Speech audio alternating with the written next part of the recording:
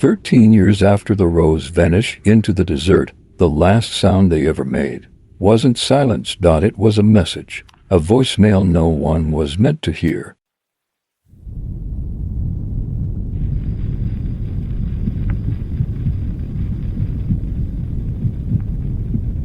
Detective Vega returned to the city 3 days later. The desert dust had settled over her gear, but her mind stayed on that folded note, those unfinished words. She knew the only other surviving record from July 18, 2010, was a single, corrupted voicemail left on Melissa Rose's sister's phone. It had been attempted at 7:19 a.m., roughly 15 hours after the photo timestamp. The sister had never received it. The call dropped midway through transmission. At the time, the cellular carrier was Pathway Wireless, a company that dissolved in 2012. For over a decade, their archived data had been inaccessible.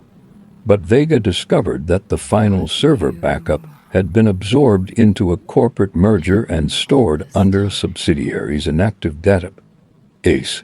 It took 4 separate authorizations and a warrant extension. When the data finally arrived, it was incomplete, half of the original audio sequence missing. Still, there was something. The recovered waveform lasted 12 seconds. The first 6 were static. Then a faint voice, a man's, hoarse, distant. "We tried to move." She's more static. Then a breath, and one last word broken by interference. "Forgive."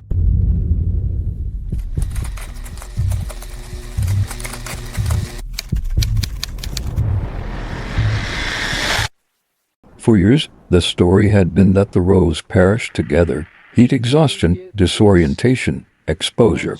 But now that final word, "forgive," suggested something different, a decision, an act.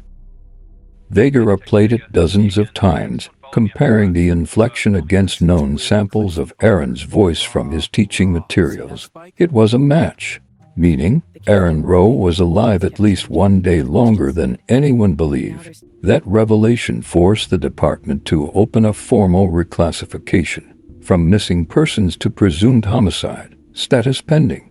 In the official chain of custody, the case files hadn't been touched since Vega's predecessor signed them out 13 years earlier. She decided to review every document personally, every image, every evidence tag, every transfer slip. That's when she found it. A discrepancy on the inventory log from July 23, 2010. One page listed 7 storage items, the next listed 8. The additional entry had no reference number, only a handwritten note. Recovered SD secondary camera. No such camera had ever been documented publicly.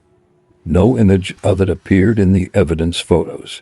Yet the signature beside that note was clear. It was her own, dated 2 days after she'd filed for emergency leave.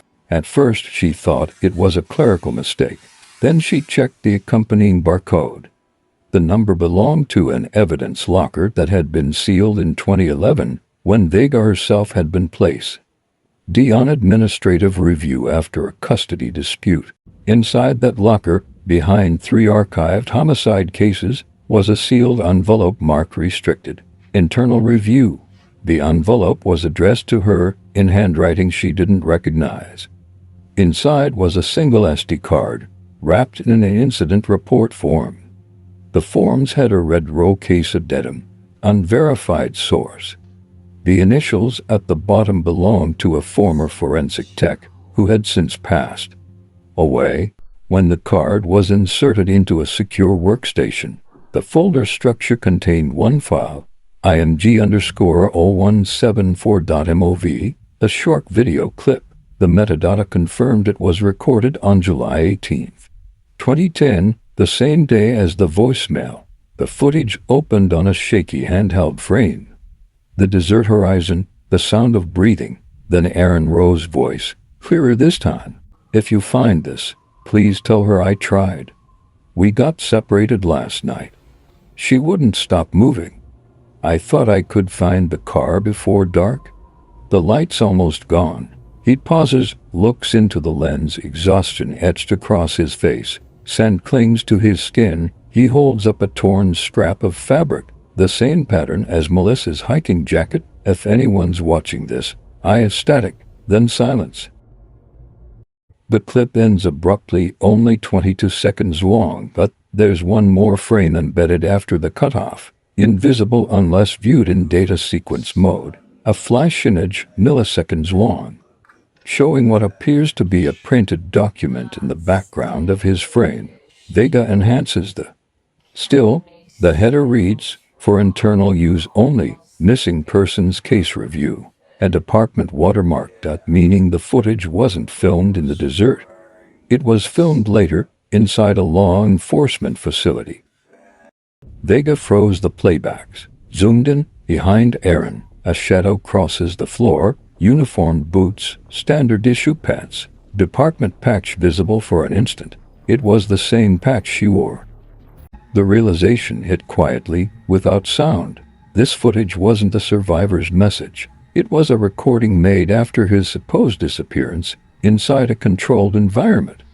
Someone had brought him in, and then erased the record. The moral line blurred before her eyes. If the footage was real, it meant the department had concealed a survivor. The field's metadata listed one last edit, timestamped August 3, 2010, 2 weeks after the official search was closed. The user ID attached to that edit was Vega-C-auth. Her own credentials. There was only one possible conclusion. Someone inside the department had used her access to alter the file 13 years ago.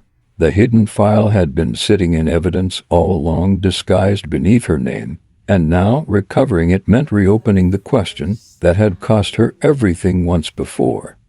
What truth is worth destroying your own life to reveal? In that moment, the case stopped being about the rows. It became about the system that recorded them, erased them, and then recorded the erasure. Vega turned off the monitor. The reflection in the dark screen showed her badge lying beside the recovered SD card.